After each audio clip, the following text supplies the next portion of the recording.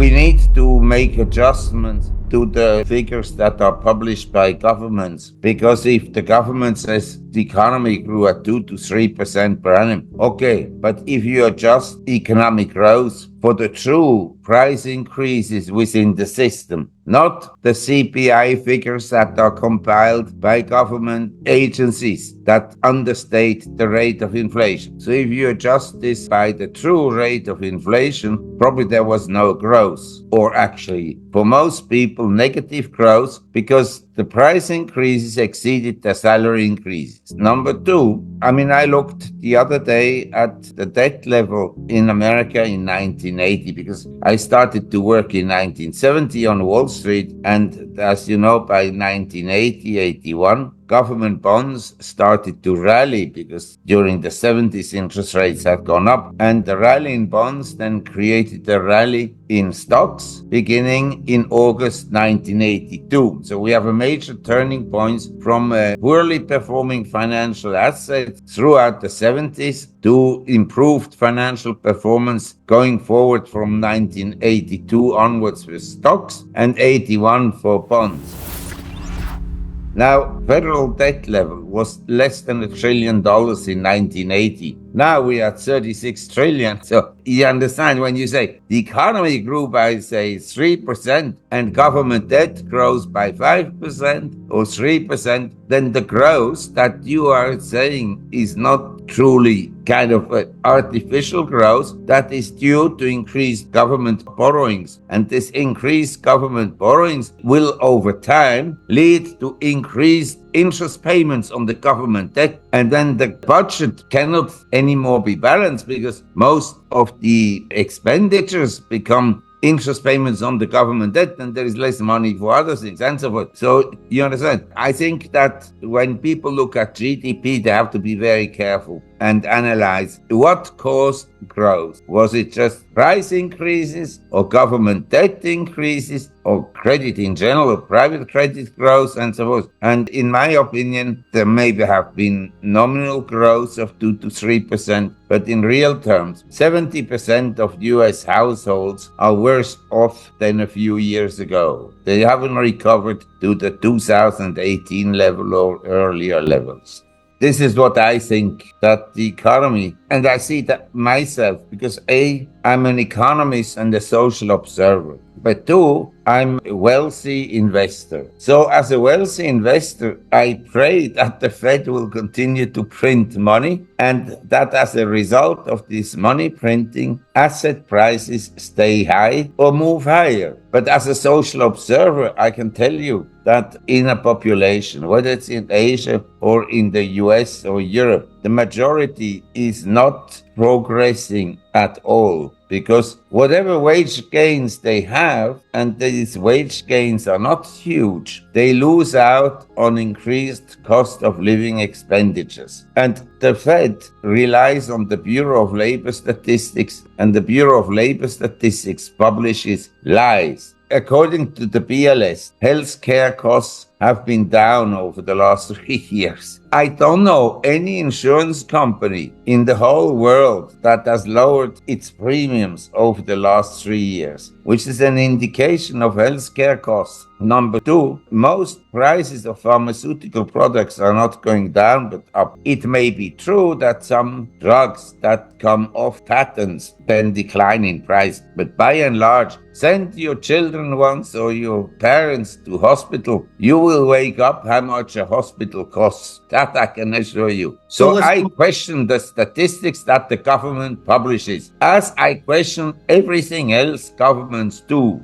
We are already in recession now, but through government statistics, the recession is essentially kept off the public's attention. In other words, the standards of living of most people are going down, but the government shows, as you say, 2.8% GDP growth or whatnot. But I feel that one day the recessionary trend will become more obvious. And at that time, I suppose that interest rates on the 10-year treasuries and on the 30th will rally somewhat. In other words, in a recessionary environment, I would expect inflation to decelerate. But then we have monetary policy and fiscal policy that are highly inflationary, especially fiscal policies. And so it is possible that even if the US went into recession, at the same time we would have accelerating inflation. That is a possibility. And I wouldn't dismiss that possibility entirely. So exactly how interest rates will move, I don't know, based on inflation figures. But my suspicion is everybody are selling bonds. In other words, they invest in stocks, but they avoid bonds. And I think there's a case to be made that, say, for 3 months or 6 months, bonds could outperform stocks. And Wall Street is heavily short bonds. But on the other hand, the commercials, who are usually well informed, they're long bonds. And I would rather bet with the commercials, in other words, people who are very close to the market, the hedgers.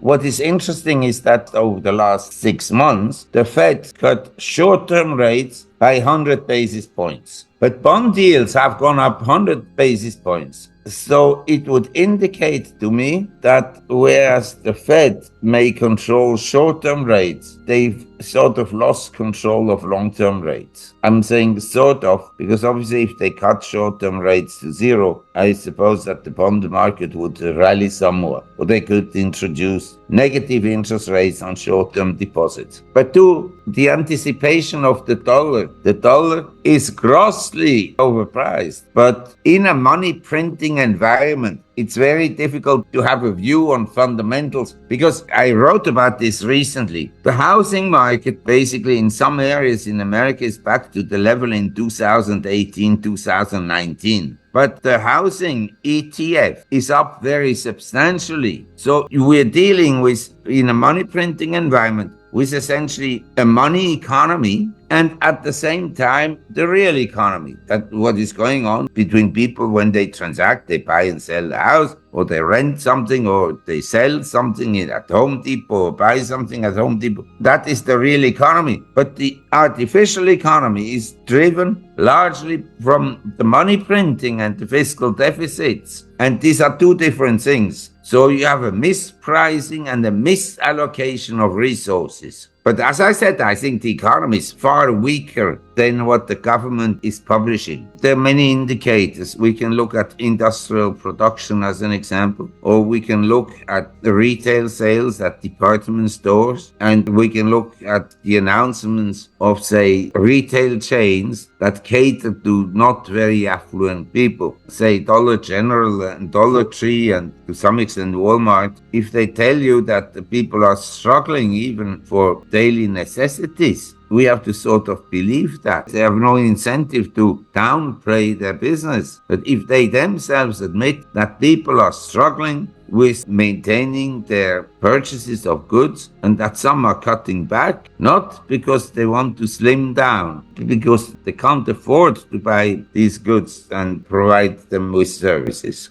Every bubble has a lot of similarities, but also dissimilarities. But to some extent, the current bubble is unprecedented because it covers so many different sectors. I mean, it's not just in 1980 we had an energy bubble. So energy stocks had gone through the roof, and also mining stocks, but it was a very small sector, and it occurred at the time, the 1980 energy boom, when the stock market capitalization of the US as a percentage of the economy was around 30%. We're now at over 150, 160%. So the bubble occurred in an environment of low asset prices. And now the bubble in technology and in the Magnificent Seven and in the FANG stocks and so forth occurs in an environment of relatively high valuations. Plus, we have, as you pointed out, all these cryptocurrencies. I mean, you may have a view, but I don't know exactly whether we should add the market cap of crypto to the money supply figures. You understand? Suddenly out of hot air, you've created a new sort of a currency. And I'm not sure exactly how to capture that in the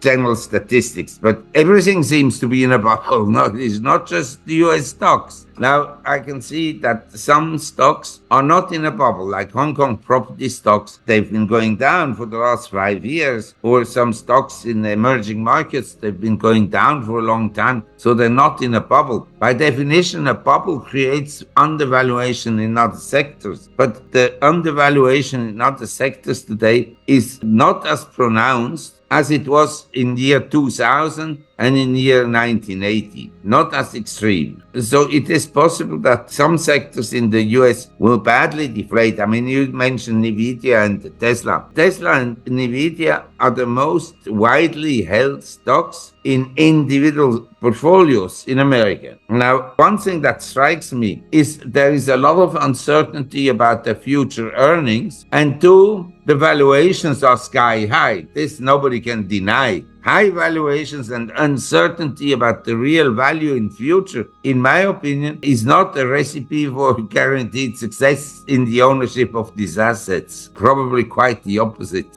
In 1973, the US stock market peaked out among very few stocks that still went up. We called them the Nifty 50. These were, say, 50 companies where analysts would say they keep on growing, and so they will keep on going up, these stocks. Now, nothing of that sort happened. The Nifty 50 declined in the subsequent 2 years. Between 74, January, and December 74, they declined on average by, say, 70%. And that dragged the entire market down. Very few stocks went up during that time, with the exception of some gold shares, because the price of gold had been in 70 around at $35, and in 75 it had gone up to over $200 an ounce. But the majority of stocks didn't go up. And the same happened in 1980 after the energy stock boom crashed. Most stocks went down. Very few stocks went up immediately, but first they went down. But in Japan, when Japan had a market cap of more than 50% of world stock market cap in 1989, 1990, my view was when the Japanese stock market would go down, it would drag down everything else. But I was wrong. The Japanese market went down and other markets took off. And this is my dilemma today. I think the US market will go down